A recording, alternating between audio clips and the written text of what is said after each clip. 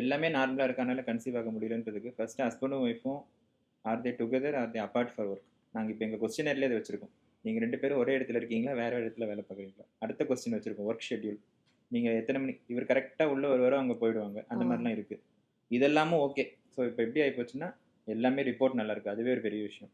ரெண்டாவது விஷயம், இவங்க எல்லாரும் மீன்ஸ் ஒன்றா தான் இருக்காங்க, ஒன்றா தான் மீன்ஸ் டைமிங்ஸ் வந்து வீட்டுக்கு 2 பேரும் ஒன்றா தான் எல்லாமே இருந்தாலும் அடுத்த பாட்டு ஸ்ட்ரெஸ்னால எரெக்டைல் டிஸ்ஃபங்க்ஷன், இல்லை ஹஸ்பண்டும் ஒய்ஃப்க்கு நடுவில் கான்ஃப்ளிக்ஸ், அதையும் நிறைய பார்க்குறோம் for various reasons. That is not our discussion here. So இதெல்லாம் இருக்கிறதுனால the time for intimacy and all those things அது வந்து சரியாக இல்லை.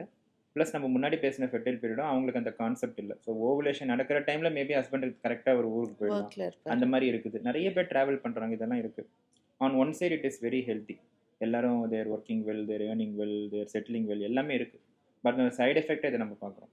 அதில் நம்ம ரொம்ப காமனாக பார்க்குறது வந்து மேல் சைடில் எரெக்டைல் டிஸ்ஃபங்க்ஷன். இன்னைக்கு நம்ம இன்னொரு விஷயம் முக்கியமாக பார்க்குறது வந்து அன்கன்சமேட்டட் மேரேஜஸ். பெனிட்ரேட்டிவ் இது வந்து நடக்கிறதே இல்லை அப்படின்ற மாதிரி ஒரு விஷயமும் நம்ம வந்து நிறைய பார்க்குறோம். அதில் கண்டிப்பாக வந்து ஃபீமேல் சைட்லேயும் வந்து அந்த பயமும் அந்த ஆங்ஸைட்டியும் இருக்குது, இந்த ஃபியர் ஆஃப் பெனிட்ரேஷன் நீங்கள் நிறைய பேர் பார்ப்பீங்க. ஸோ இந்த மாதிரி இருக்கிற ரீசன்ஸ் வந்து we are supposed to rule out, especially when the couple is young and reports are good.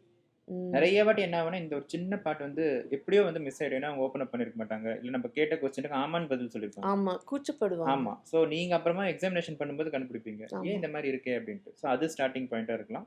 But today thankfully people are coming forward to discuss their issues. So erectile dysfunction, premature ejaculation, இவங்க எல்லாம் கூட உங்ககிட்ட வந்து பண்ணி, ஏன்னா இவங்க வந்து யார்கிட்ட போகிறது. ஸோ ரொம்ப யோசிச்சு 3 கன்சல்டேஷன் வந்து உங்ககிட்டே சொல்லுவாங்க.